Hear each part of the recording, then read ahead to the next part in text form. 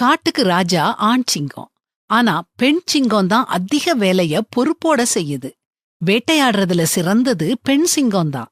அது மட்டும் இல்ல, இது ஒரு அர்ப்பணிப்புள்ள தாய். தன்னுடைய குட்டிகளை பாதுகாத்து வளர்க்கும்.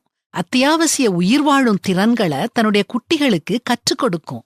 தன் குட்டிகளை பாதுகாக்கிறதுல பெண் சிங்கம் பெரும் பங்கு வகிக்குது. ஹைனா, சிறுத்தை இதெல்லாம் சிங்கக்குட்டிகளை தூக்க வரும்போது பெண் சிங்கம் தனியா நின்னு தைரியமா எதிர்க்கும். இரைய தேடிக்கிட்டு வந்து தன்னுடைய குழுவுக்கே கொடுக்கறது பெண் சிங்கம்தான். ஆனா ஆண் சிங்கம் முதல்ல சாப்பிட இது அனுமதிக்கும்.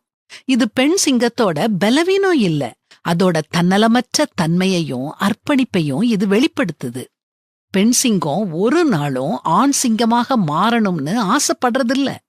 ஆனா இன்றைய காலகட்டத்துல நிறைய பெண்கள் ஆண்கள மாதிரி தங்களால எல்லாம் செய்ய முடியும்னு நிரூபிக்க ஆசைப்படுறாங்க.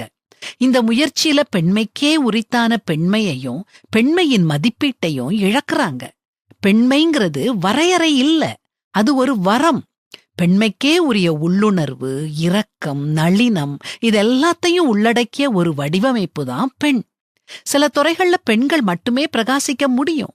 தங்களுக்கே உரிய தனித்துவமான முறையில சிறப்பா பங்களிக்க முடியும்.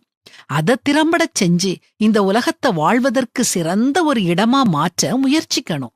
பெண் சிங்கம் எப்படி தன்னுடைய கடமைகளை செஞ்சுட்டு பெருந்தன்மையோட கண்ணியமா இருக்குதோ அப்படி பெண்களும் இருக்கணும். ஆண்டவருடைய படைப்புல பெண்கள் அழகானவங்க. அவங்க இடத்தை யாருமே நிரப்ப முடியாது. என் பிரியமே, நீ பூரண ரூபவதி, உன்னில் பழுதொன்றும் இல்லைன்னு வேதாகமத்திலேயே போட்டிருக்குதே. நமக்குரிய வலிமைய பயன்படுத்தி பெண்மைக்குரிய மென்மையோடும் நளினத்தோடும் இருப்போம். கடவுள் அதத்தான் நம்ம கிட்ட எதிர்பார்க்கிறாரு.